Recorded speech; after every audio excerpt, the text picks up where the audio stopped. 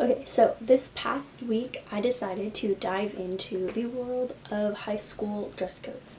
So, me being a senior in college, I don't really experience dress codes and that sort of thing, so I thought it'd be interesting if I went a week, well, I went 4 days of wearing outfits that follow different high schools in my area or just like throughout the country, dress codes. So, day one. For the first day, I thought I would start with a high school that was in my area. So I followed, well, it's sort of in the area. It is Somerville High School. This is in South Carolina. And honestly, theirs wasn't too bad. The only thing that I noticed, and this is similarly to this one says, it's in order to provide an atmosphere that is conducive to learning, instills discipline, and avoids safety hazards. So this one, as I said, wasn't too bad, other than your bottoms had to be like fingertip length, and nothing spaghetti straps, and again, and nothing like form-fitting. The weird rule on this school is that you can't have your pants cuffed, which is kind of weird, but okay. And decided to wear a pair of sandals with a black skirt that went to my fingertip, and then a peach colored top. This isn't too far off as something that I would like wear on a regular basis to school, so this day it didn't really feel too much like I was following a dress code.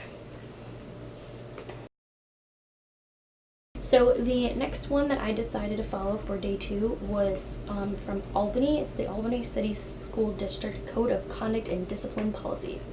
So theirs is really vague. Again, this has to do, theirs says it has to do with proper cleanliness and dress appropriate for school and school functions. It doesn't have anything to do with, like, because Somerville, I forgot to mention this, but you can't wear leggings or, like I said, anything tight fitted. So no leggings unless your top had to go to fingertip length. Theirs had nothing about no leggings. It also had nothing about shorts length, which is really weird. Theirs said like no tube tops, nothing see-through, no plunging necklines. You have to wear shoes at all times. Nothing with vulgar language, nothing with gang paraphernalia. Yeah. This is the outfit that I decided to wear this day. It is a pair of camel print shorts and a black t-shirt. So their rule for shorts is that shorts and skirts must be given appropriate length as to not distract the learning environment. Literally, that's what it says. So that was kind of weird, but I asked my mom if she thought my shorts were too short. I saw her that day and she said they were fine. So, and she works at a school, so I'm gonna say they were an appropriate length that day. I don't know. That is up to discretion, which is really weird that they don't have some sort of rule, because like what one teacher or principal could say is like, oh, that's fine, like another could be like too short. So I don't really understand that. Basically their whole dress code has to do with like no gang paraphernalia or nothing with weapons and that sort of thing. So this was, again, really easy to follow. It, again, didn't really feel like I was following too much of a dress code. Day 3. I followed Duncanville High's dress code. I'm not really sure where this is from. I think this might be Kentucky or Texas. I don't know. But for theirs, basically all your shirts have to be solid colors, so no insignia on it. And then you also have to wear closed-toed shoes. And then, again, capris and pants must reach the bend of the knee. And shorts and skirts are only allowed in like preschool. So if you're wearing, so once you reach like in preschool to 4th grade, so if you're in the 5th grade and up, you are not allowed to wear shorts, which is horrible, especially because where I live, it was hot, really hot. So I ended up wearing this gray t-shirt with a pair of capris they're jeans that I had cuffed with a pair of sneakers. And I feel like today I was just this day, like I was really hot and uncomfortable. Like the outfit is something I would wear, but the problem is that it was just not suitable at all for what the weather was. And day 4, this is when things again continue to get worse. So this one was from Woodford, I don't know why I say Watford, Woodford High School. There's your shirts and dresses have to have, straps must be at least the width of the shortest dimension of a credit card, which in case you didn't know that, it's 2.15 inches. And it is the same with the neckline, so it can't be less than 2.15 inches. 2.15 is very specific. So on this day, I wore a pair of black jeans. I didn't put my shoes on in this video, but I was wearing the same like white Nike shoes. And black pair of jeans with a solid print. It's got a little bit of a scoop in it, but I've measured it and it was fine. A burgundy t-shirt.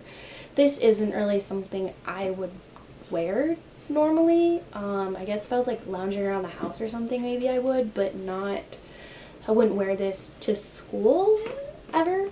So it was kind of uncomfortable. And again, I was also hot because it's like 90 something degrees. Even though it's October, it is really hot still where I live, and hot and uncomfortable. Not cool, especially when you're in school. Like, I get that it's air conditioned, the schools are, most classes are, but some classrooms aren't really air conditioned, and it was hot.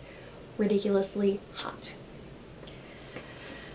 Okay, my final thoughts on this is that I understand having some sort of, you know, dress code to an extent, like no gang paraphernalia, obviously.